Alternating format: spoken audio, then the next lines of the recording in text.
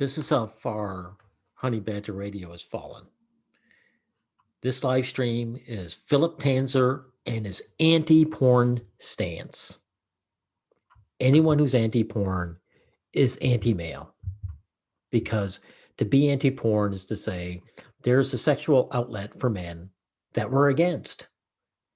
And trust me, no matter what these guys say, it's always aimed at men. Now, who's Philip Tanzer, right? He's an ex-porn worker, a gay porn worker. And this is very typical.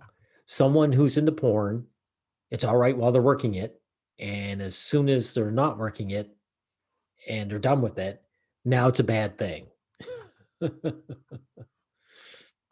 Now, it's about the 48-minute mark that they actually finally start talking about his stance on porn. But there's a lot of lead up that is pretty interesting that I think we should take a look at. Carroll, for the last 10 years or so, has been trying to organize a White House Council for Men and Boys. Yeah. And the primary focus of which is, at least for us, the primary focus is on fathers, putting them back in the home, raising their children. Is this Minister for Men sort of like... There you go. Now, this is the first issue.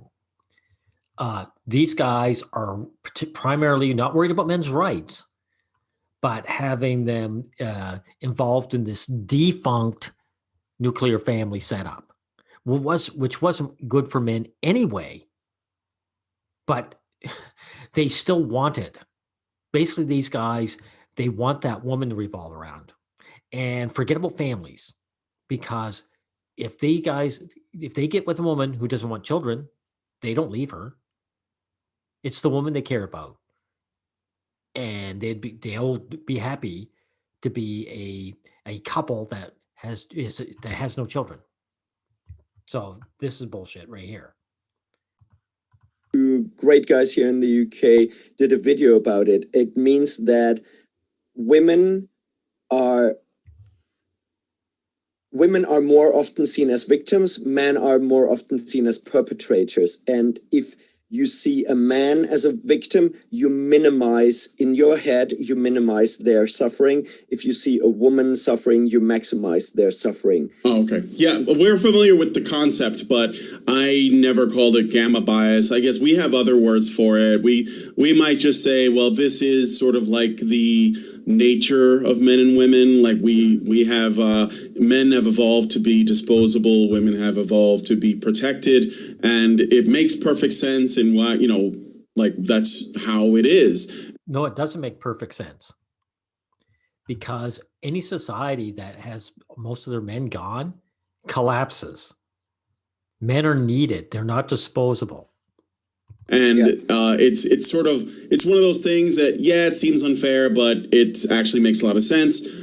No, it's not unfair. It's unjust. Why? If it's just unfair, then there's no reason to fight for men's rights, is there? No, you fight for men's rights because it's unjust. This is what they call biological reductionism. It's excuse making. Things are just this way because they're natural. There's all kinds of natural stuff we ignore or we fight against because it's destructive. So this is neither here nor there. We also, some people call it gynocentrism. I know that, some people think that word is overused or it is used to encompass too much. But I think in general, the thing that you're speaking to, gynocentrism is probably the best word to describe it, which is, as you said, if we try to feel just as much empathy for men's suffering as women's suffering, then the problem with that is that we wouldn't be willing to put men at risk so that we can accomplish all that we have. And exactly. Men want to be at risk. So, no, this is totally false.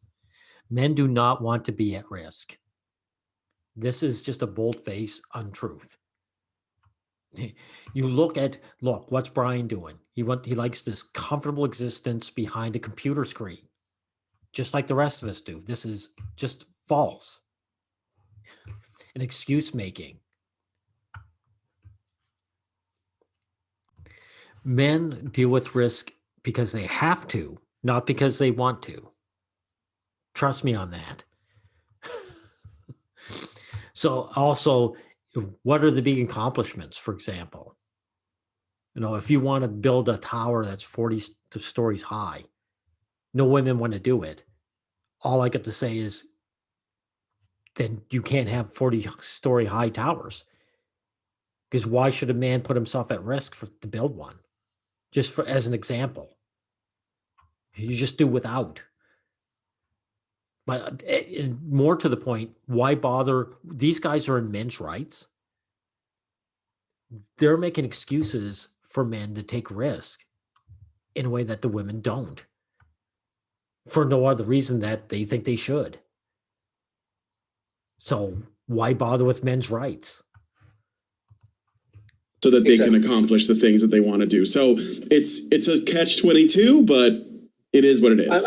The thing is, I don't even say that gamma bias is per se a negative thing. Yeah. He calls gynocentrism gamma bias. And he says it's not a bad thing. Of course it's a bad thing. Men can't have rights if you just follow this bias of saying we don't give a shit about that men. If you follow that bias, it's just like saying, oh, we'll be healthy if we follow our instincts to eat fat and salt and sugar all the time. People don't do that for very good reasons. They put a halt to it because it's destructive behavior. But in an egalitarian society where all people are supposed to have the same rights and the same responsibilities, it doesn't work well with the gamma bias. So you need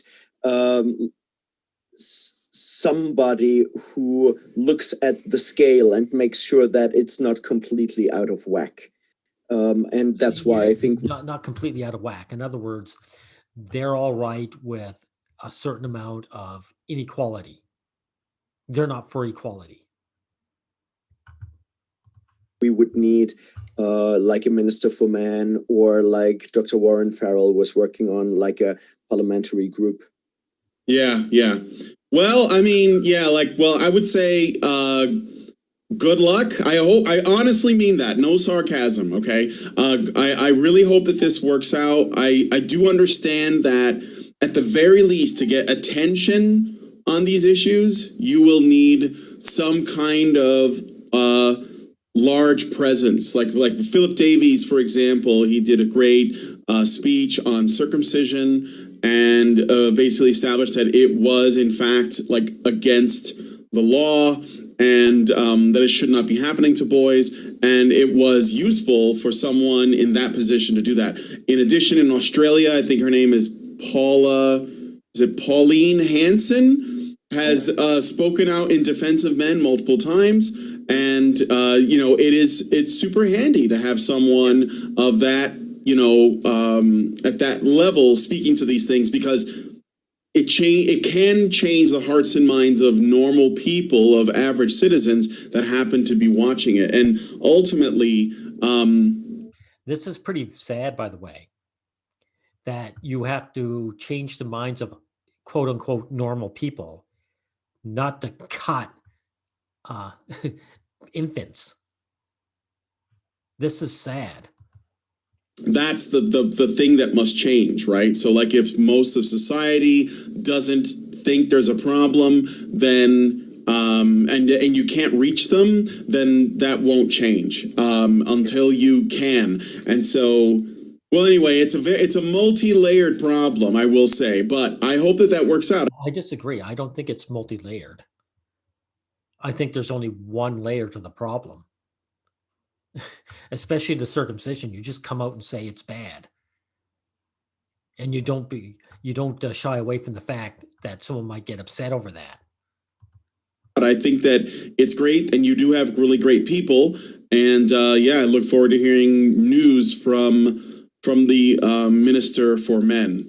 So, Oh, go ahead. And that actually ties in with my absence on social media because I really liked my Twitter account, I have to say.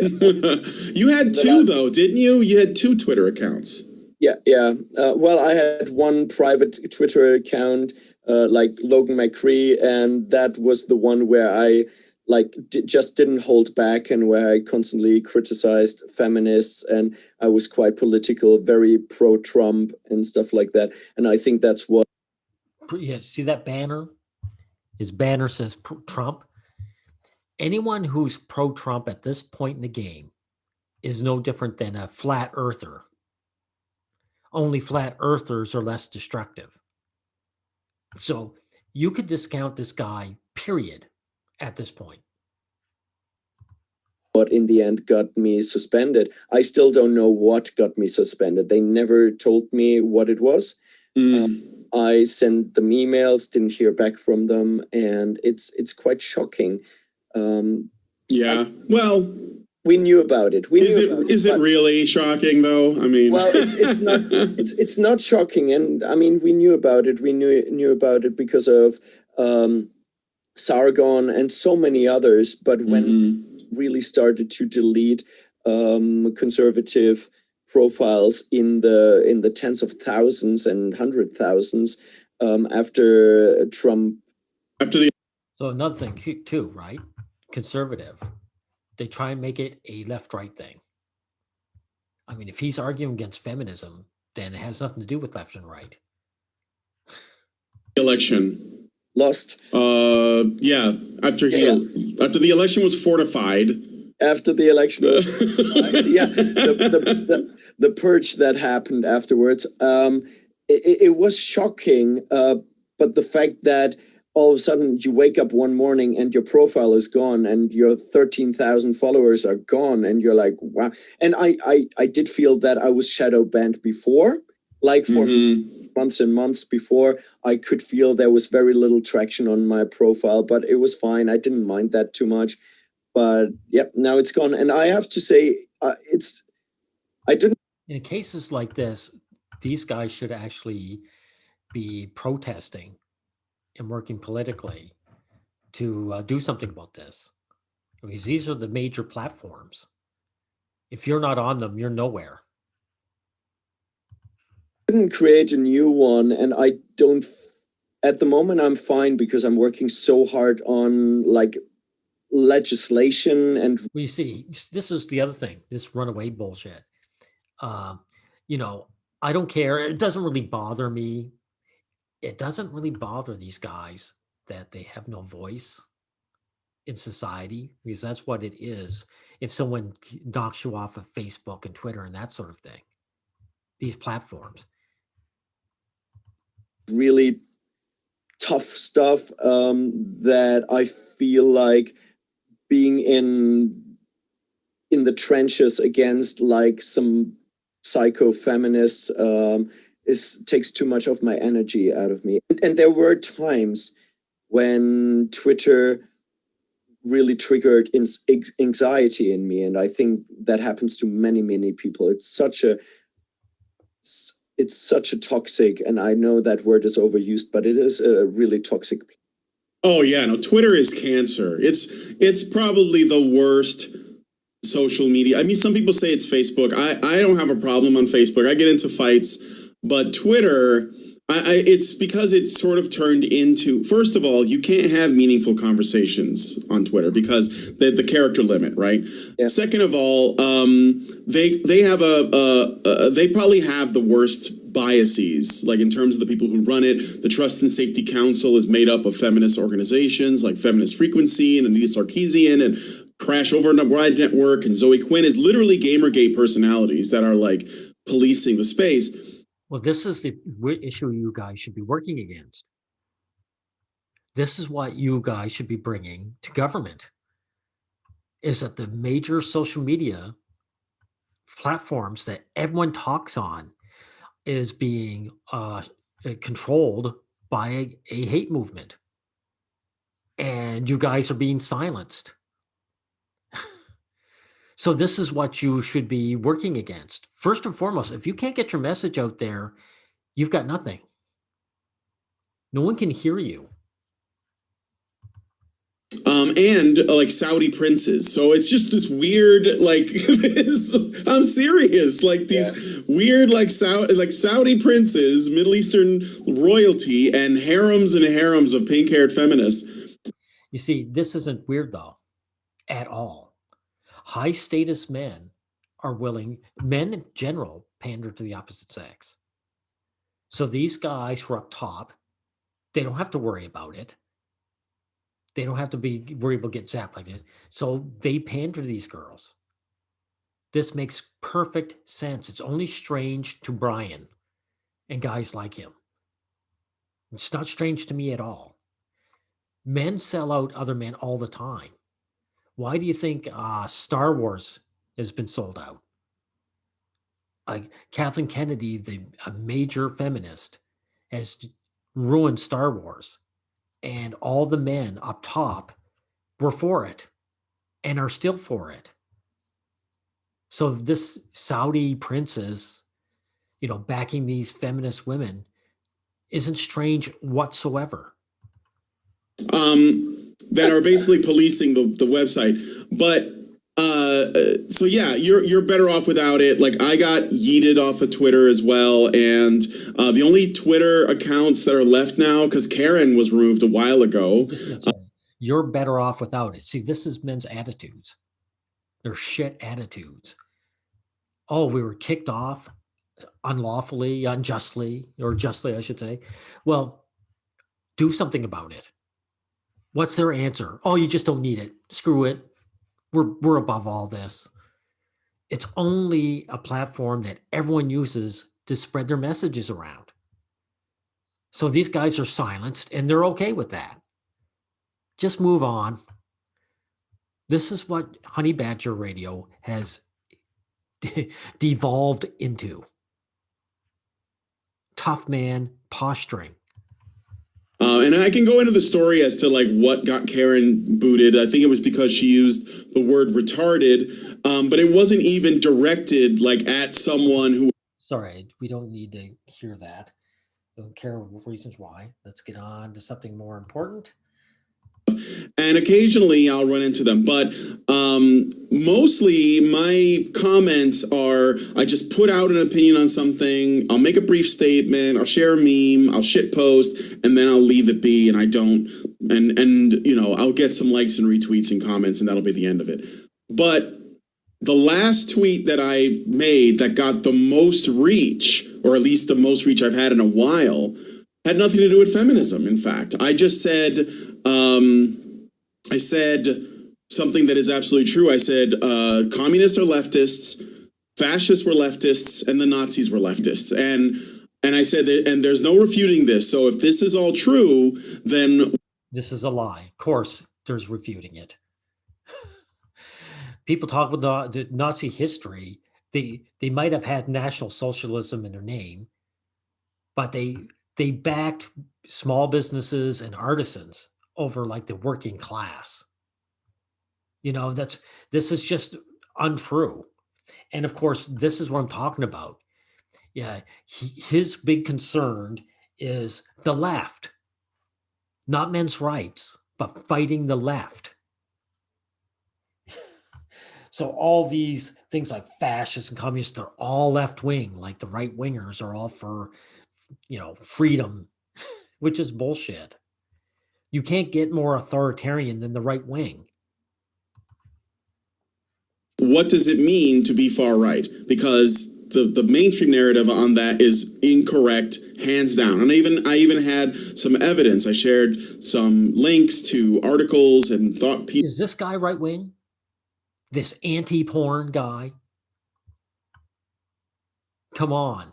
Pieces and videos and all this. And a bunch of really angry people with little roses in their name, they're socialists basically, all started like calling me names and, telling me how terrible a person I am and that I need to educate myself. And I didn't bother to respond. I said, well, you guys are you're wrong. And, I'm sorry that you're wrong. And then I was just gone from Twitter. So I can only assume that I pissed off socialists and they mass reported me and Twitter removed me. Wow. Wow. Men's rights should be all rights because we've got this anti-socialist fighting socialism. That's what important. A baby screaming his head off because it's being circumcised. Let's face it, mutilated. That's not his problem. He'll be all right because, this guy's fighting socialist. Oh my God. Let's get a little further ahead. Moron, like basically anything that insults someone's intelligence, because it was once used as a clinical term to describe people that actually have like brain damage or really low IQ or they're born developmentally Yeah, but that's what stunted. I meant. I wanted to know if she had brain damage, not just. Well, I'm saying, like, can you actually have a conversation with someone that actually has had brain damage on Twitter? Apparently not. Because, like, if you were a doctor and your specialty was like, brain surgery or something, and you were like, excuse me, but it sounds to me like you may have a retardation in your mental development, Twitter will boot you, even if you're speaking completely clinically. So could I sue Twitter for xenophobia because I wasn't aware as a German how bad the word was? So they should accommodate my lack of understanding of cultural stuff. That's right. But you're white, so your culture means nothing. We're throwing that. Yeah, they find this all funny. The fact that they've been silenced on a major platform for everybody. This is all just laughs and giggles for these guys. Right out. Plus, you're a man. But it ultimately, I was just wondering. I personally, I didn't even bother to look into why I was banned, and it's not important, right? We can just, like you said, there's better things we can do with our time that are more productive. I will say, there you go again. Who cares if we have no rights on a social media platform? There's more important things we can do. This is posturing. This is the last thing men's rights ever needs. I didn't even bother to look into why I was banned, and it's not important, right? We can just, like you said, there's better things we can do with our time that are more productive. I will say that one of the things, because a lot of people are saying, why are you still on Twitter or Facebook or any of these mainstream platforms and you don't move to alternative media? I have moved to alternative media too. I'm on MeWe, I'm on Parler. I had a Parler. I don't know if it's working or not. I'm on Gab. But the problem is that it's sort of like I like being on the popular mainstream platforms because that's where I reach people. Because if you're only on these alternative platforms, then you're sort of speaking to the converted most of the time. Absolutely. And that's sort of like, well, why am I even going to waste my breath talking about? There you go. This is what I'm talking about. The alternative media or platforms, they're just for losers who have been ousted. Who have been ostracized. There's no one to talk to there. If you want to fight the feminists, the average guy is on Facebook. The average person is on Twitter. So it's important that you are allowed to stay there. So of course you want to fight for that right to stay there. And these losers don't even care about it. They're just posture that they don't care about it, at least. Hey, who cares, guys? We're fighting for men's rights, but we're not allowed to get our voices out there. That's cool with me because we're all about that. About how much I hate, lockdowns or what the Biden administration is doing or feminism or whatever, when everyone in my friends list or followers list are going to agree. So it's sort of like, well, there's no point because I want to challenge people, right? So, and I can't do it as much that way. I do use Rumble for some video content, and I had a Parler account. I have to check if Parler is up again and if it's working okay. But yeah, for the very same reasons that you just said, I think the the social media platforms, the alternative ones, I looked for MRAs, for example, and I couldn't find any. And so maybe that's actually our job. Maybe we should pick one of these alternative social media platforms and say, okay, let's have an MRA group here.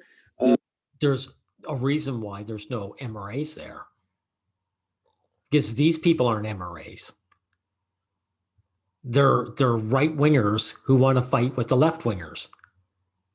So of course, when they get ostracized with their own group, of course they're not going to find any men's rights movements there. The guys that get ostracized there don't care about men's rights. Well, duh. Yeah, and it's not. I mean, there's only so much you can say about it. Although I have used those platforms to call out conservatives as well on their sort of pro-feminist behavior, because they do tend to engage in it. So it is a way for me to fight them in a way, or at least challenge them, because I think that.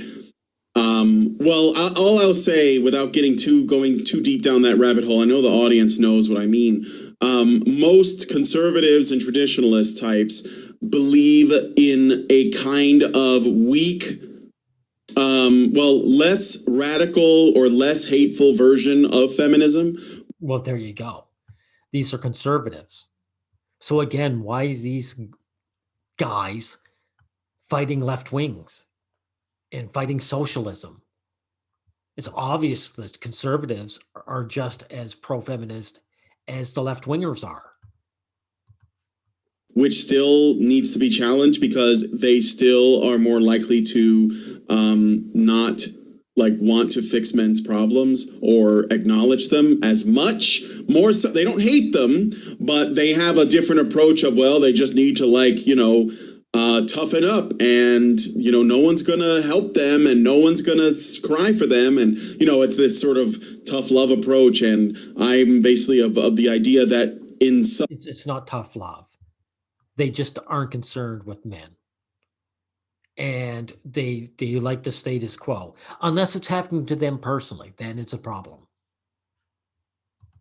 Cases that is helpful, because I think that we don't want to create another section of the population that is as sort of dependent and victimized, narratively as women.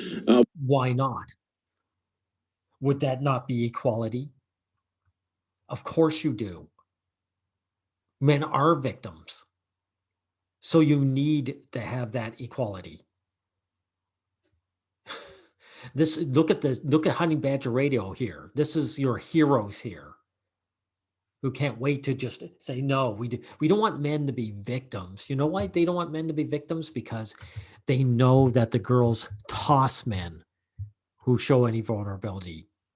They toss men who are victims, who are down and out.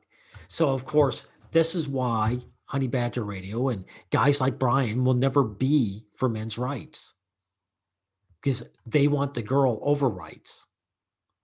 They don't have the guts to come right out and say it. But this is what they're for. This is what they mean. We want to strengthen everyone. I think that would be better than just sort of saying men are victims too. Let's all cry together. The fact is that women just aren't victims of society. It's not right. And the thing is, it's unhealthy and unhelpful for women to portray themselves or being portrayed as victims. I disagree. It's worked for them perfectly so far for decades. So men should at least get on and get their piece. They should celebrate the beauty that they have, and we, men and women, we should celebrate that we are complementary and that women are better at. All right, this is cope. This is complete coping. Complementary. Men and women are not complementary at all. If they were, we wouldn't be having all the problems that we do. And that men are better at certain things. Yeah, exactly. So, but what that would what I'm getting at is that I'm all for encouraging stoicism in men and women. Yeah. Stoicism is bullshit. Stoicism is just take it on the chin. And he's not for women doing it. How's he going to get women to do it? Women gain nothing from stoicism. And they're just going to tell him to screw off. I think that that's better than simply treating both genders like children, where when Whoa. Women are not treated like children. Children get punished when they're bad. No, women are treated like nobility. And this is why these guys are failing. There's no way. There's no man who's a noble in the past that wanted to give that up. They have privilege, and that's the way they want it, and they're going to keep it. So this women are like children bullshit. That's what it is. It's bullshit.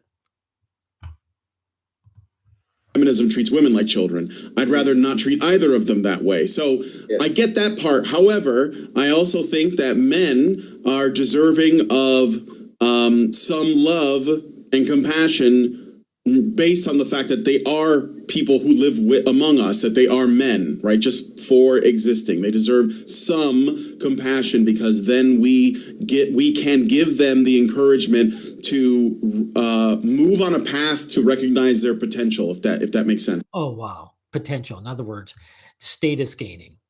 If you're just nice to men once in a while, throw them some crumbs, then they might get on their workaholic path and make money and become somebody. This is pathetic. So it's sort of like how Jordan B. Peterson weeps for young men who are struggling, who are aimless, who don't have meaning in their lives. And that act gets those men to recognize that there is someone who... Jordan Peterson, come on, that snake oil salesman. He weeps for young men.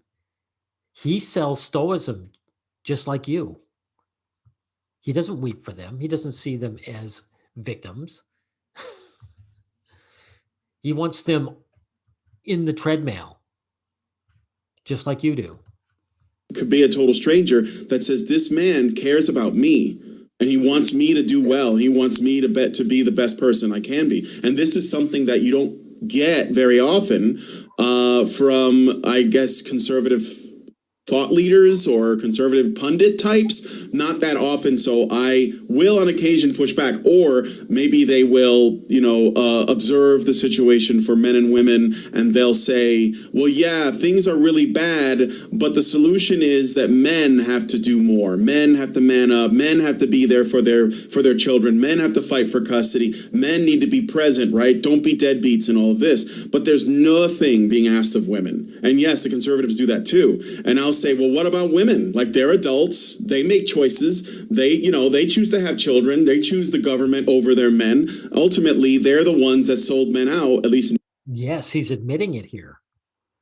He's admitting this here. So how does this mean, how does this convert into men and women are complementary?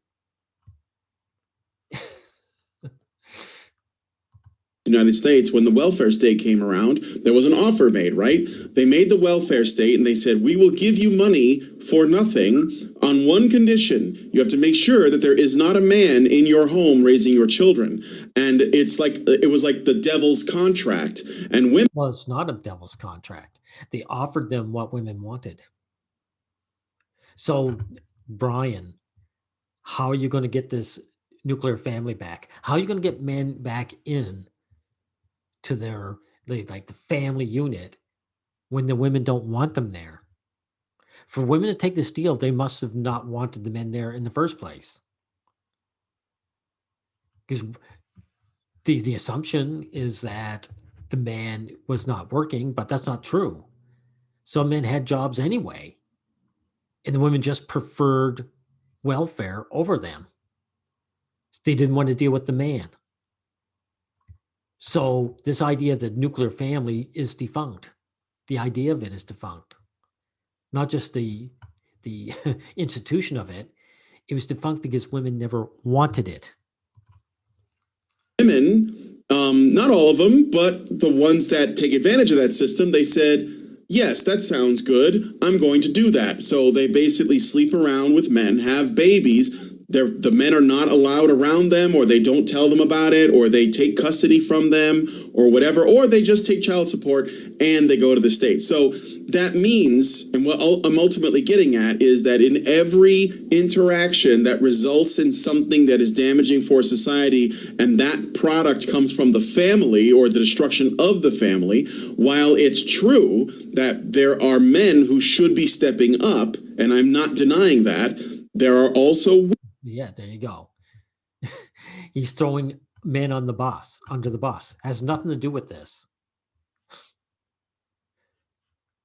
Women that should have been stepping up, and the women all too often get left out of that conversation. Well, what do you mean by the women stepping up, though?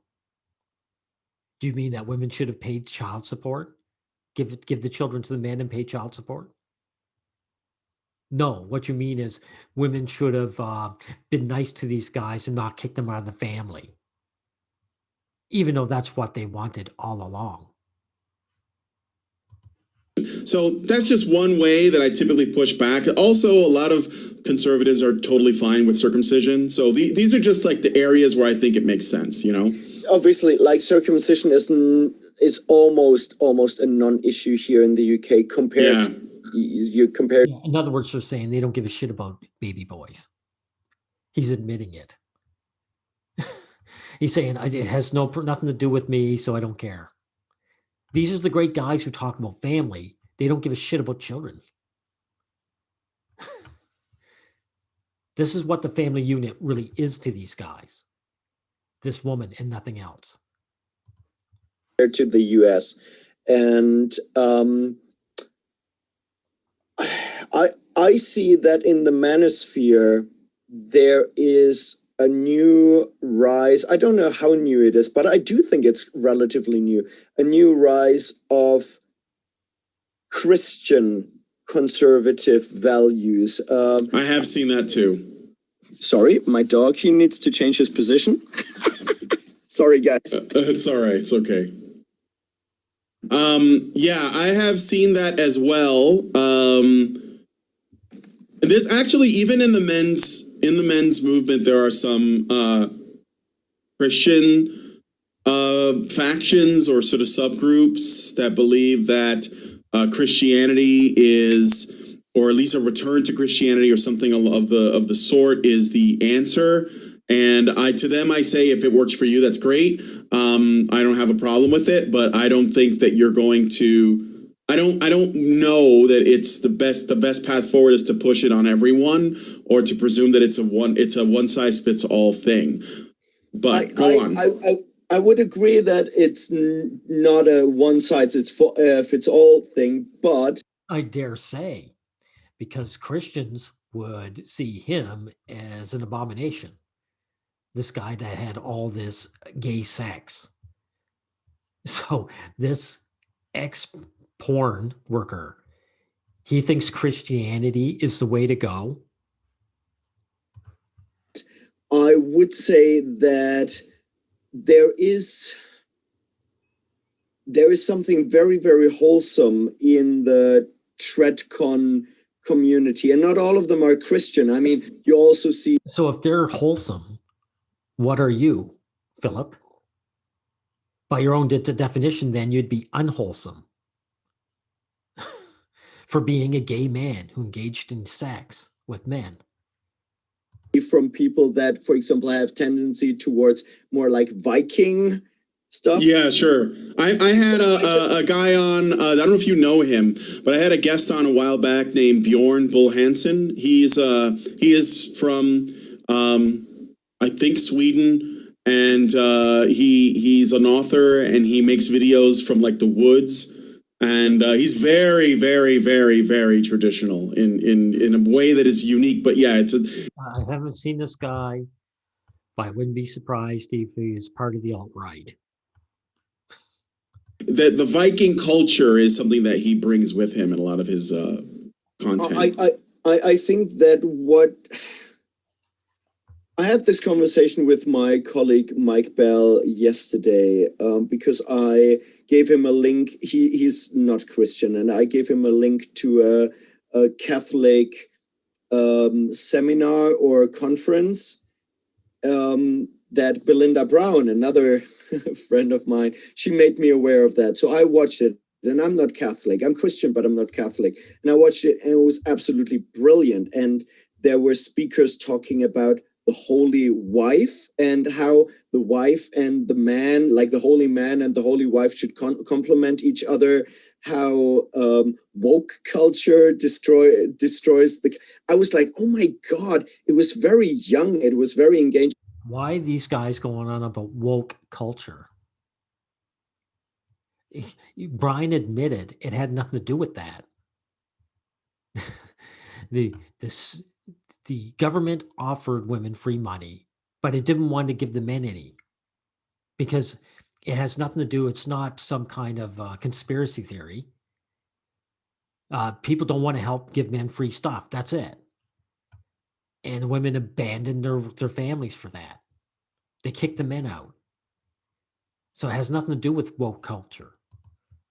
And I showed, and pretty anti-feminist, and I showed that to Mike Bell, and Mike Bell said, it's really interesting. He is not a Christian or so, but he gets the feeling that we, not just men, but families, men, women, we need something traditional, something bigger than what this world can give us. Certain overarching rules that actually tell us what to do in certain ways.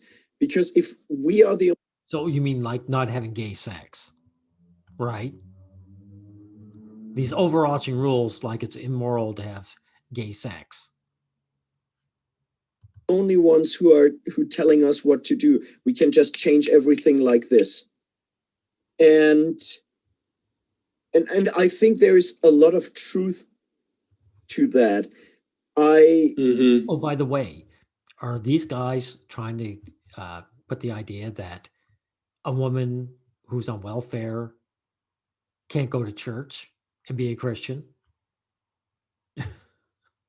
How is becoming a Christian going to make her turn around and accept some guy in her life she doesn't want to accept? I think, for example, Sargon of Akkad, Carl Benjamin, he is an atheist, very clear atheist, but the way he talks about things, it's very clear that he's a cultural Christian. And he talks about the value of Christianity and cultural Christianity so often. Here's another thing. If these guys want something conservative like this or something beyond, why don't they become Muslims? Why is Christianity the default?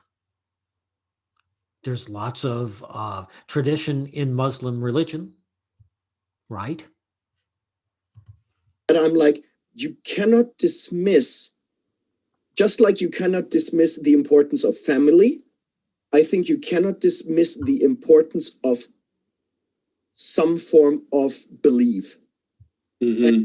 And I think we're finding back to that in one way or the other, And that actually, it kind of opens the topic to like the porn thing. Yeah, I want to get to the porn thing. But I want to comment on what you said because I have talked about this too. Actually, I've been talking about, so briefly, I have been pivoting a little bit in my the way that I talk about men's issues, where I have a larger focus on liberation. Now, when I say liberation, I don't mean like sexual liberation like the feminists did in the 60s. I mean like liberty, like what I believe the place that men feel most at home is when they are free. And when they are free from the state specifically. And that this... There you go. This is nonsense. Men get in marriages and get told what to do. Men do not want freedom. And of course, when he says freedom from the state, he means their they don't have to pay their taxes. They want to hoard the resources to keep this woman bribed in their life, and they don't want to pay out to other people. State has been the problem for men for probably as long as there have been a state. And in some form, it's been a limiting force, an oppressive force even. And I think that is especially apparent today with the lockdowns, with how it's affected, small businesses, with the high taxes, with all of this, fiat currency and all of these things. Ultimately, men are the ones that pay the price. Like, they pay the majority of the taxes. They're the ones that. Without the government, corporations would just run riot. They'd have no considerations for anyone who works under them at all. They would pollute the atmosphere. People need the government. That have the state has taken their families from them. The state has done all these things. So I've been talking about liberty as a virtue in and of itself. Liberty, individualism. The state didn't take away anything, though. When the state offered women welfare, they didn't force women to do anything. It was their choice. They chose to get rid of their men. They didn't want to deal with them. So this is what you guys have to deal with, Honey Badger Radio. These guys can't even put the blame on the right person, the right group of people. This has nothing to do with the state at all. But I do also acknowledge that one of the reasons why I think we came to this place where we are now is in part because we did lose our religion. Because even though I'm not a religious person, I'm more like Sargon. I don't call myself an atheist because I think that I just prefer agnostic. It just seems to fit better. But yeah, I find agnostics as people who don't want to give up the religion. They don't want to say it's bunk, but they use it anyway. And it's also a case of saying, I'm above all this, but other people need it, which is posturing. And by the way, the state and religion have gone hand in hand since the dawn of time. So why are you getting rid of the state but wanting to keep religion around? What has religion done to make the state keep the family unit intact? Nothing. That's irrelevant. I live as though God exists, right? The way I live my life, I follow the rules. So, I basically, I know that that's where the values came from because my parents. So he's a religious person, doesn't want to admit he's a religious person. That's what this is about. Were highly religious and they raised me, and so I have their values. So what I believe is sort of irrelevant because the way I act out in the world demonstrates everything. But the reason why I bring it up is when you kill religion, what happens is the religion acts like a story that ties everyone together, as Jordan Peterson has talked about. It's like our story, the story of humans, right? When you remove that, what happens is that people try to find it somewhere else. This is the challenge, right? It creates a God-shaped hole. But this has nothing to do with men's rights at all. When you guys were bumped off of Twitter, it has nothing to do with the fact that people are becoming irreligious. None. And you only need to look at the kind of stuff that was going on throughout 2020 to see that people were filling that hole with stuff. They were filling it with activism around race. They were filling it with, you've seen the rituals they did for George Floyd. They treated him like a saint. They painted murals of him. There were people washing the feet of other people. Okay, I think this has nothing to do at all with the topic. So let's get to the actual bread and butter of it. where people were like the masks and the people who didn't wear the masks were blasphemers and stuff. That was another one. So but let's talk a little bit about porn, because it's great talking to you. And last time you were on, you said so for those of you guys who don't know, you used to be a porn actor. Yeah. And you were Mr. Leather. Was it gay porn exclusively, or was it like bisexual porn? No, it was gay porn exclusively. Okay, all right. So the gay porn guy, he wants to get into, religion, traditional religion, who would demonize him for what he did in the past. And you did that, and just a little bit of backstory. You stopped doing that a while ago, got involved with men's issues, and then I think somewhere along the line you told me that even though you were a bisexual man, you said you wanted to find a woman, get married, and start a family. And so you were going to essentially move away from the bisexual part of yourself completely and just do that. And then you mentioned that even though you did porn, you are anti-porn. So could you tell me a little bit about what you mean by anti-porn, why that is, and I guess, yeah, like whatever else you comes to mind. I would say I'd be critical with the word anti-porn, because I don't like to be anti stuff, but highly porn critical. So this is weaseling words right here. Weasel words. Critical. What's there to be critical of? So even before I did porn, I was very porn critical, and I said when I joined the porn industry, I said, actually want to bring something different to the industry, maybe more emotion, like something real, something true. And I would say that in a few. But guys go to porn for lust. They don't go for an emotional appeal.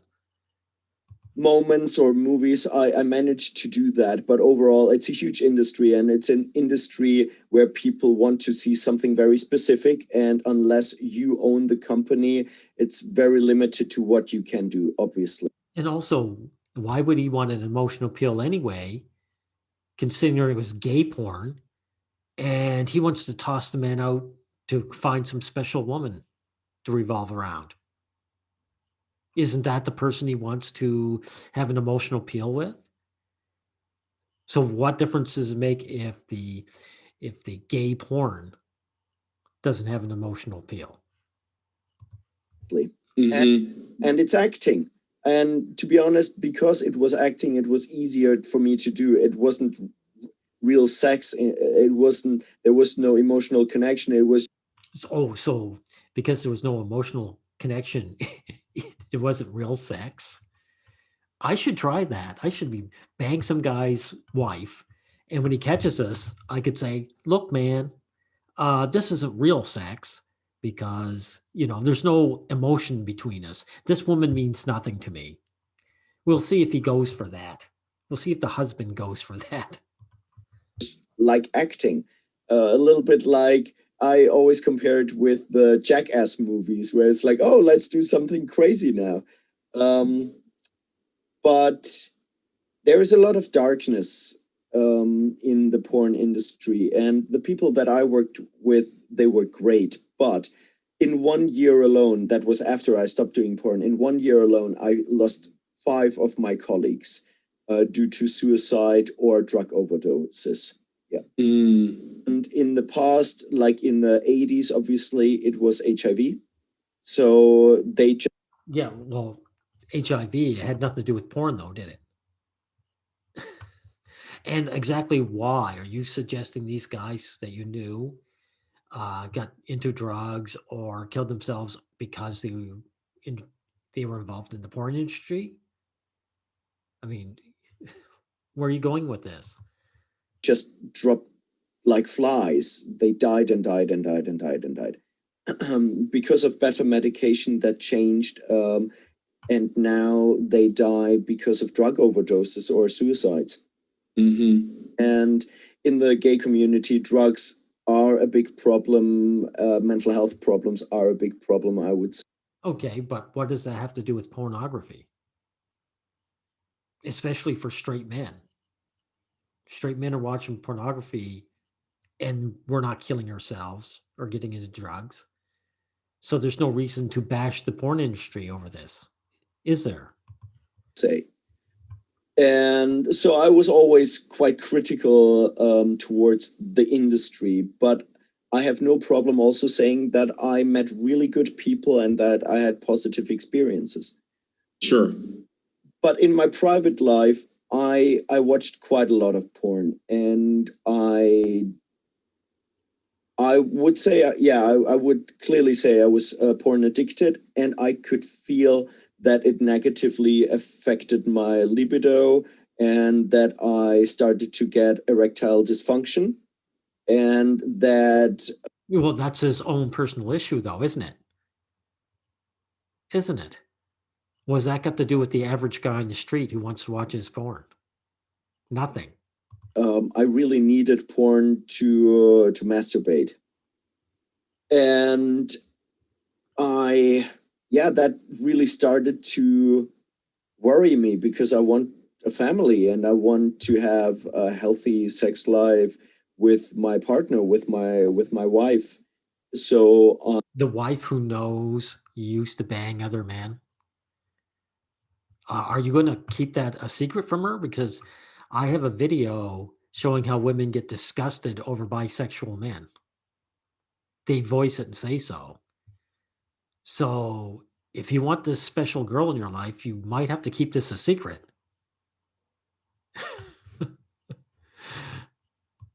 I started to reduce it and stopped it and stuff like that. And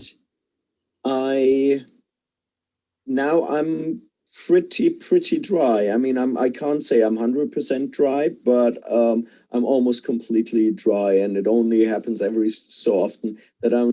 Wow, that's a big brag. You're dry. So you're not gaining any sex then. Have you stopped having sex with men at all? Also, if you're addicted to porn, as you say, as you claim, then the men you were having sex with weren't doing it for you. I'm like, okay. and You're I only have to human. You're only human. Yeah. But here comes the important bit, and I'm not saying that you need religion. Well, also, again, why didn't you just curve it back? It was too much. Why didn't you just curve it back to moderate? Why you keep giving it up entirely for? Religion or something like that, but I used an app. The app was called Fortify, and that really helped because it actually asks you how you're doing, and it tells you try to replace porn with something positive today. How about calling a friend? How about taking a walk with and there was a lot of, I would say. But why can't you do that and watch porn? Why does it have to be an either or thing? Stuff about community building, and I would say, I can't say it's a man. So if you watch porn, you wouldn't build community? This is bullshit. Rights app, but it's an app that helps you to be a happy person, like a fulfilled person. And I didn't use it a lot because I'm not a huge app person. Thought it was very well done. It's super professional and very well done. And there are slight religious undertones, but very, very small ones, very small ones. Well, I mean, I guess it's not really a big deal. I mean, like Alcoholics Anonymous is a Christian organization, and they do have religious undertones in their work. But hey, if it gets results, I don't really care. So yeah, it's sort of not entirely relevant. So, but go on. Yeah, and what also really helped me was Twitter. Mhm. Because I You mean the platform that you got bumped off of?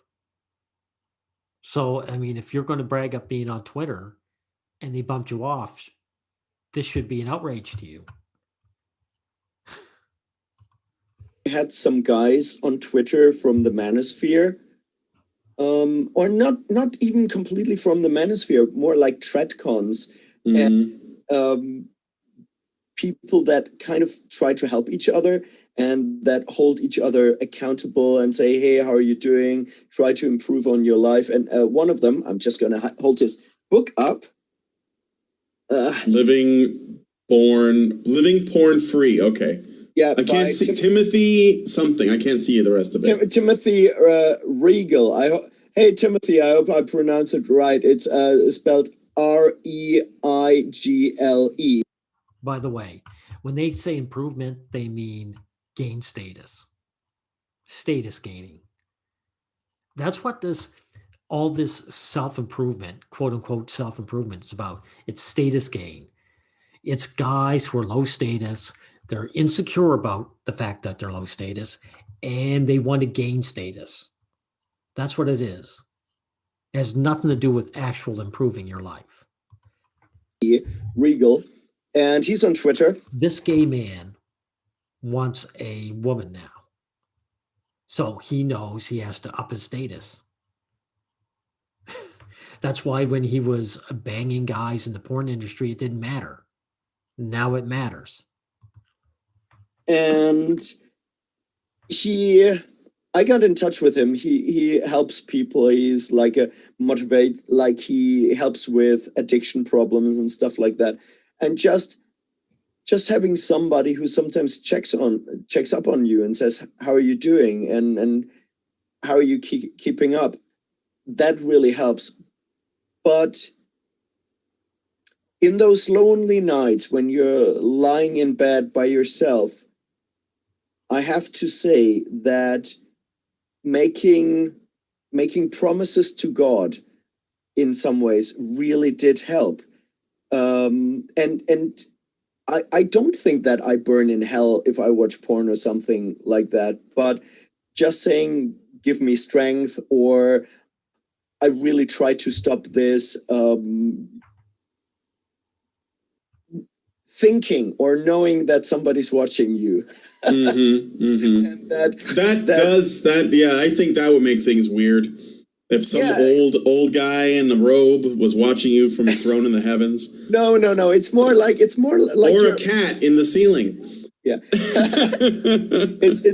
it's kind of like your own conscience and saying, look, yeah, of course you can watch porn now, but you said you wouldn't. So don't.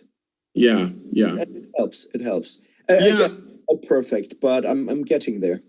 Well, I just wanted to piggyback off of that because, there is a guy named Martin Daubney who I've been... yeah, I know him. I spoke at ICMI in 2016, and it left an impression on me because he's talked about porn addiction, and it's the area that he works in, and he is also critical of feminism and stuff, and he cares he's not an MRA, but his work is very much adjacent, because I do think that porn addiction and again, if this guy's porn addiction, why is it an anti-porn stance? That's his individual problem. There's nothing wrong with porn at all. And what if these guys come up who watch porn all the time and say, yeah, it's a great part of my life. I'm happy with it. There's nothing wrong. So by rights, he shouldn't be anti-porn at all. He should just be taking care of himself. Or he should be, this is my addiction that I have to deal with. Other addictions are a problem that more young men are dealing with that we are not talking about. And I think that if there are real negative impacts, we should be discussing it. So I appreciate not just for men, also for women. I do think No. These guys don't believe that at all. Not at all. There is no rub for the opposite sex. No one cares. No one even looks at white women. The thing is, women get the sex that they want, and men don't. And that's why men get quote unquote addicted because they can't get it in real life. That both young men and young women really suffer under the impact on being sexually educated by Oh, yeah. And pornography. here's the other thing. The girls don't worry about this because they don't have to worry about their status. So that's what it is, right? That's why they don't indulge in this self-improvement bullshit. I think it Yeah, is- I agree with that. I think that I wasn't bringing up men to exclude women. I think that when this over-sexed generation, what it results in is more women are more promiscuous, so they don't tend to masturbate. They tend to just go have sex, and There you go. And this is his other issue, that women are promiscuous. That's his problem. This is what bothers Brian. He's, some guy might not be getting it. He's not getting that promise. There's this real worry that some other guy might get some. That's why this worry about promiscuity in women is actually anti-male itself, right? Because that's what they're worried about. there are men that will have sex with them in general, which comes with its own problems and risks and dangers and such. And but because you have that 80-20 rule where women tend to be more selective, you get more men that are left out. I think this is the reason why where the incel phenomenon is being discussed more, even though incels have always existed. I think that that's a product of a kind of hyper slanted sexual marketplace. But I suspect Brian was definitely an incel at one time, though they would never admit it. Most men, like you admit, if it's 80-20, that means 80% of men would fit into the incel, category, wouldn't they? Also a massive emphasis on sex and sexual performance instead of relationships, which is a product of hookup culture. So all these things are like connected. Men have always had to worry about their performance. They always had to. Because they know if they don't perform well, the women are going to tell other women. And they're all like downstream from each other. But I do think that with men, women don't get shamed for bad sexual performance, and men do. I would, and I think that you agree, I wouldn't ever want to ban porn. I'm not one of those people. But I would instead encourage men to not allow themselves to become too dependent on it and put forward what... Wait, but if you're an incel, if you're the average deselected man, you have nothing to lose by indulging porn whenever you feel like it. Matter of fact, that might be your only pleasure on a regular basis. I know guys who will they'll put that money aside to go and get a coffee every morning. And that's what they have to look forward to. Drive to the Tim Hortons and buy up a coffee in the morning. Can't do without my coffee. Otherwise, they'd just be looking at a work day and then just going home. Right? Or guys like to watch their TV or their YouTube or whatever, or play their video games. But notice all these things can be considered addiction. Video games are being called addictions too. So just anything where the guy isn't gaining status and getting this girl in his life. All of the possible negative consequences of the overindulgence in pornography is so that they could be doing better things with their time. And yeah, if they want a family, did you know that the Proud Boys had the rule not watching porn and not jerking off? No, I didn't. I've been trying to talk to the Proud Boys for a long. I want to talk to Enrique Tarrio. He wants to talk to the Proud Boys, the white nationalist. Why? And of course, these guys, these white nationalists, are into the NoFap because they're low status guys too, and they suffer the same problems. The self-improvement, NoFap business, that's all it is. It's insecurity over being low status. Why can't I? But notice none of these guys can just say it. Gain status, become wealthy, become somebody. Totally. But I haven't looked into them that much, but I do know some things about them, but I didn't know that. So yeah, and there's also this thing which I find really fascinating, because obviously the whole idea of the Proud Boys starts joke. So even in something that starts as a complete joke, one of the rules was don't watch porn, don't masturbate, and I'm like, wow. Do you think the Proud Boys, these white nationalist, NoFap guys, would appreciate this ex-porn worker, this gay porn guy? Do you think they would want to be friends with this guy? That is such a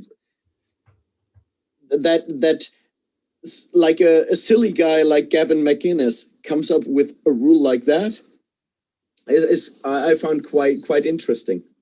Well, yeah, and that's not the only, like there's a NoFap November, which is like this joke, but I think that people legitimately do it, and there's an entire NoFap community of men that, they feel like if they don't masturbate for enough period of time, they achieve full like Buddhist enlightenment, and it's they're delusional and they're coping.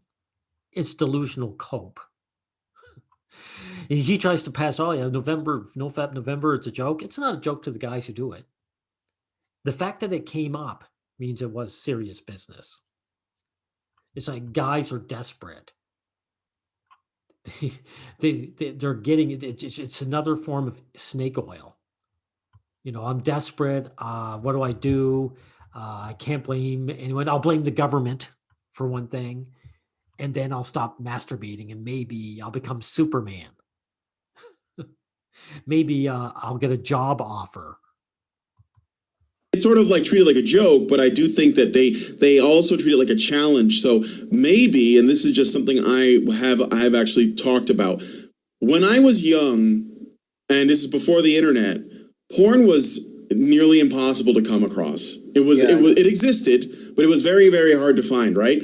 And so if you knew someone who... By the way, married men watch porn and they fap. So there is no special girl out there for you. Had a cassette.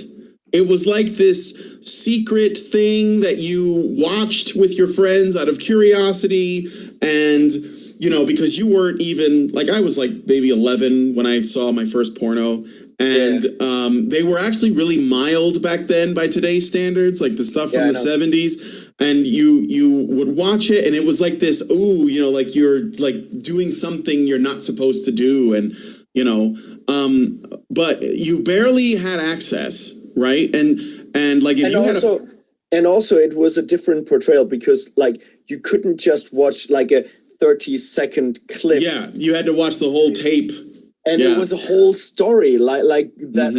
It probably wasn't very romantic, but at least it put sexuality into the context of two people interacting with each other, where now it's just like body parts. It's just gonzo. Let's bring in this person and this person. Yeah. But but like back then it was, I think the main thing was it was so rare that people were still, even if they watched porn, they were still fascinated by the act, of sex. And Yeah. so when you actually had it later, it was still like you didn't think like, oh, I'm gonna do that move or this move. Like you didn't think about that. You were just glad to be there. And But married couples counselors often tell the couples, to spice up their sex life, don't they? Because the regular sex does get boring anyway for married couples. So what difference does it make that you found it earlier in your life? This kind of spice, for lack of a better word, and you saw it on porn. What's the problem? And today, I think that we are so over sexualized. There's so much of it. It's so accessible. You can come across it by accident. Like, if you have a Twitter account, you can just run into porn. Like you didn't even mean to. Yeah. And It's only that way because people want it that way. What can I say? it's just so available that on the one hand, it's had all the negative effects that I've been talking about. But on the other hand, there's another aspect to it. I used to have this thing that I used to joke about when I was. But the only thing you've said negative is that, well, I don't think you have said anything negative other than guys indulge in it and they're not getting their special girl. Younger, where I would say, if I went to hell, how long would I stay there before I became adapted to it and it no longer bothered me? Like how if you're there for eternity, right? I would jokingly say, how long would I have to stay there before I'd say, oh, I guess we're going to be taking my testicles and running them through this meat grinder again. All right, let's do it. Like I've done this like millions of times, right? How long until I become adapted? And I wonder if on the one hand, on the other hand, besides the negative stuff I've mentioned, if it would be the case that the reason why there are people saying, you know what, I don't need porn. Like I've seen everything there is to see. None of it is of interest to me anymore. I think I'd like to go the other way. And maybe that's why there is like a no-fap movement. And No, the other way? What do you mean by the other way? Are they going to lose interest in the opposite sex? I mean, is that what you mean? Like, what is the gain? I'll tell you what, if you guys were really wanted to convince me over this, then you would have to say guys are disinterested in sex, period. And they're disinterested in relationships. Because then you would have to tell me what are they going to get out of a relationship? I mean, even though it's not just sex, but what are you guys worried about? You want the intimacy, right? So how is NoFap going to get a girl to want to have intimacy with you? Or how is that going to fix your rights as a human being? Or stop you from being kicked off of Twitter? And it's not just the Proud Boys, but I just remembered the Hoteps. They talk about doing that. They talk about like holding off on stuff. A lot of like, yes, all the low status men are insecure and they get into the snake oil out of desperation. Manosphere guys are saying, look, your energy should be spent developing yourself because this is like a kind of addiction. Developing yourself means gain status, become somebody. Addictive cycle. Of course, my main concern is addiction to these things like video games or food or gambling or alcohol or drugs. Porn is just another thing you can become addicted. Brian, I don't know what he weighs, but he looks very roly-poly for someone to talk about food addiction.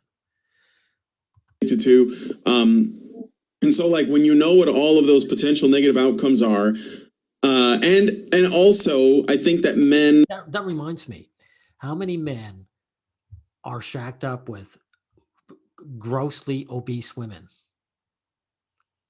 All of a sudden, the food addiction isn't that bad for them. They accept it. Seem to be becoming more interested in women who are feminine, and they're fragile, they're demure, they're delicate. They want women that treat Oh yeah, all this bullshit. Masculine men want feminine women. them like boyfriends, not women who just want to have sex.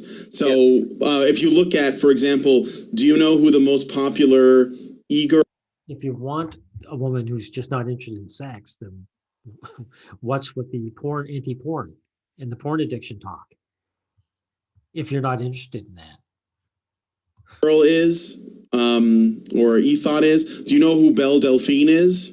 Have you ever heard of her? Yeah, I heard the name, but I have no idea. Okay, it doesn't matter. Is that the one that sold her bathwater? Yes, the one that sold her bathwater, yeah. So she's an example, but this is a trend I've seen, and we've actually done stories on this. Okay, so watching porn, that's bad. But buying bathwater from some woman, that is okay because she's really feminine and attractive. Talked about this with Allison, where I've noticed that why Belle Delphine is popular because she portrays a character of intense femininity, almost cartoonish, and she if you look at her Patreon account, a lot of what is promised is not necessarily just sexual, because you can find sexual content on the internet anywhere. Why would you pay someone to give you sexual content? Because you can find it anywhere for free. So instead, what she offers is something that's a lot more personal. Like she'll send you a personalized email or mail you something, or she'll tell you that, you know, you're her favorite person. She'll make you feel desired. She'll make you feel wanted. I mean, it's not real. It's not real. That's horrible. That's horrible. No, it is. It is. Like, but like the fact is that that porn is fake sex. Yeah, but this is fake emotion, obviously. It is. It's horrible. I agree. But my point is, let me just finish my point. It's not, I'm not saying that what. Well, if you lack it, if you don't have that in your life, I guess you're free to pay for it. I mean, what's your alternative? What are you guys going to do? I thought you were about men's rights. Are you going to become dating coaches now? You want to get these guys in relationships? But you admitted earlier that women tossed their men aside when the government offered them money. So what are you going to do? What Belle Delphine is doing is right. What I'm observing is that there are men who want that from her so badly that they're willing to pay for it. So this means that men are not looking for sex. Men are looking for a sense of they want that emotional companionship, right? And she simulates that, and that's the thing that I'm observing. So it tells me that on some level, men know that it's not simply like sexual stimulation that gets the job done, because that is easy to find, and it gives you like a for an instant you get pleasure, but then immediately afterwards you feel terrible about yourself because you didn't get anything that's truly fulfilling. You're not like cuddling with them afterward. There's nobody there. I thought you were into stoicism. Why don't you guys just tell these guys, well, just do without and get used to it? Don't you believe in stoicism? I know I'm screwing up the word. But anyone who's watching this, notice that the stoicism is thrown out once these guys get something that they want and aren't getting. Then they choose not to be stoic. So I think that what I'm seeing, and this is just like how I'll end it here, my commentary, is that there is a serious problem with a culture that has an excess amount of access to pornographic material. But as a consequence of that, I think that many of those men are also finding that pornographic material is not as important to them anymore, and that what they're looking for is something real from a woman that's willing to give that to them. And the But for one thing, if they find porn isn't doing it for them, they don't really need to be anti-porn, do they? Right? They're not really addicted, are they? But even if they're looking for what you're saying, how are you going to supply it to them? challenge is finding that woman, because I was about to say that I think yes, that is the big problem, because there are, just like here in the West, in Europe, I would say there are almost no women that want to have families anymore. right. There you go. So what do you plan on doing about this? What do you mean these guys can't find it? Look, there's the population, the men and women are 50-50. So if 50%, or let's say, like, in other words, a quarter of the population opt out or are disinterested in men, that guarantees that 25% of the population, that is, at least 50% of men, are not going to ever get that. And they have to come to terms. Right? So that's what you have to be extolling, saying, look, you guys, you are guaranteed not to get any of this. So you have to find something else. And being anti-porn is not going to be the solution, because that's, now you're taking away another thing that you're taking one of the few things that men can enjoy. Although there is a rising trad wife movement too, but I don't know how legitimate it is and how big it is. Like, but yeah. Well, the trad wives, those are the women who want an easy ride off a man, but they want them to be high status. Not every man can be high status. That's the nature of it. That's just the way it works. So these women who want to be trad wives, they're not going to be a solution to any of the guys out there. Any guy who can get her probably can get married anyway, because he's high enough status. I can see that happening in the US, definitely not here in the UK or in Germany, because it's so ingrained that women should not want to have a family, that they should want a career and stuff. Yeah, but that ingrained doesn't mean anything. If women really want a family, they go get one. So this is bullshit. This is more avoiding the issue. These women don't have families because they don't want them. It's that simple. The pool of men that's available to them is too low in status for them. They're not good enough for them. So what are these guys going to do about it? Like that even women that want a family still have this urge for, oh, but I should also have a career, or good. So in other words, they want to work for a living. That's good to me. Like even the ones that think they don't behave in feminist terms, they still do. I've observed it many times. Of course, because feminism speaks for women. They're not separate. Women by default are feminist. Yeah. Actually, like I swapped. I had my last try on Tinder a couple of months ago, and I met a girl, and she was 36, and she wanted family. She also recently rediscovered Christianity, but her career was very important for her, and she wanted to progress her career. And I said, look, that doesn't, I live in the north of Scotland, and it won't work if you want a family. And she said, yeah, I know, it's hard for me to decide, blah, blah, blah, blah. why can't it work? It like men have careers and have families, so why can't the women? And also, she was very, very left leaning. She supported like Black Lives Matter.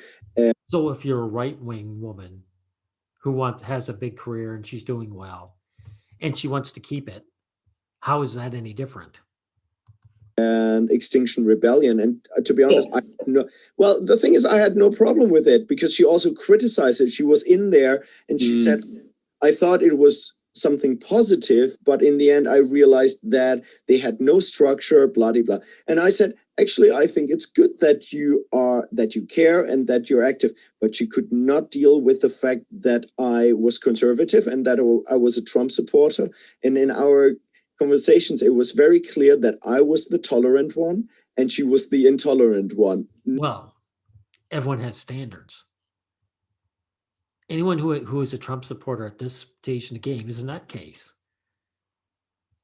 and they should be disregarded out of hand. So that's just the case. No, I'm not tolerant for everything. Not very surprising. And shortly after that, I said, okay, I'm not using Tinder anymore, and I went on a Christian dating app. And there were I was gonna say Tinder is cancer. Don't use Tinder if you're trying to find a partner. Don't go to Tinder. Well, that's just dating sites, period, including his Christian one, because the women there, most of them aren't even there looking for dates. They're just they like talking with men. That's it. It's the men who are desperate and want a relationship. But go on. You went to a Christian dating app? So I used the Christian dating app, and they were pretty much like, I looked around briefly. I didn't use it a lot, and there were almost no. That's right. The gay porn worker is using a Christian dating site. Right. No women from Europe or UK. It was predominantly. I mean, is that a part of your resume, Philip? When you were on the Christian dating site, did you mention that you banged men in pornography? Predominantly Eastern Europe, South America. Oh yeah. South America and Africa, and you should totally immigrate like a nice like Russian girl. Whew. No. I couldn't deal with it. Oh, okay. No. I couldn't. No. Too cold for me. No. No. You don't. Oh, by the way, this should let them a heads up that women from poorer countries can't wait to find a first world man. That should tell them what these dating apps are about. You don't have to go there and bring them here. No. I was talking about the women. The women are. Oh, okay. No, but really nice woman from Botswana started chatting with me. I think she's actually watching us at the moment. Botswana. Hello, Botswana girl. Hi there. Hey, Mercedes. Is she black? Yeah, she's black, and she complained that I don't have a lot of color in my house. That's why I put up the Trump flag for her, so that I've got some color. Oh, she's gonna like that. Yeah, there's all kinds of thirsty, desperate, first world suckers that these third world women can latch on to. No, but maybe it depends on your definition. I will say I knew a girl. I went on a date with her once. She was from Ghana, and I met her in my art school. And she was one of those, like, just a gorgeous African woman. Like, oh my God, just beautiful. Anyway, she was black. She was pretty. She wasn't like our black women. But go. No comment on that. I know. No, I'm just joking. But the thing is, like, the fact that it was a Christian app, it was immediately what we were looking for, like a relationship. So now we've been communicating for, I think, something like 1.5 months, and talking about like how many children and wedding and stuff like that. Like Awesome. how would that work? And I have to say that this form of conversation about family and how to look after the children, I couldn't find it here in the UK or in. This is pathetic. Because what this guy might find out, if this woman if he ever gets her over to his country, is all of a sudden she's rinsing him and she's divorcing him later. Because all she wanted was the first world country citizenry, the citizenship. And this has been known for a long time. So these guys are complete gullible suckers. Anyway, I probably may let it go way too far, because now what they're talking about has nothing to do with anti-porn. This is over an hour-long discussion, which they only talked about his stance for what, 20 minutes? Not even that. This is desperate, right-wing, trad cons who don't give a crap about men's rights at all. Anyway, this is what Honey Badger Radio has devolved into. The lowest of the low.